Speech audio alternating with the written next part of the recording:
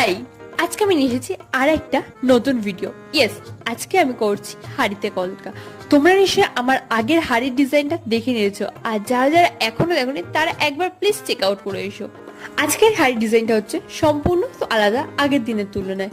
মাটির জিনিসকে যদি তোমরা 10 মিনিট মতো জলে ভিজিয়ে রাখতে পারো তাহলে রং অনেক কম টানবে, এবং মাটির জিনিসের উপর যদি হোয়াইট কালারের কোনো বেস করতে পারো তাহলে তো আরোই ভালো। হোয়াইট কালার বেস করার পর তার উপর যে কোনো রং দিলে সেটা খুব সুন্দর ফোটে। যেরকম আজকে আমি হোয়াইট কালার বেস করার পর তারপর ইয়েলো কালারটা দিয়েছি, যে কারণে রংটা আরো বেশি ফুটেছে।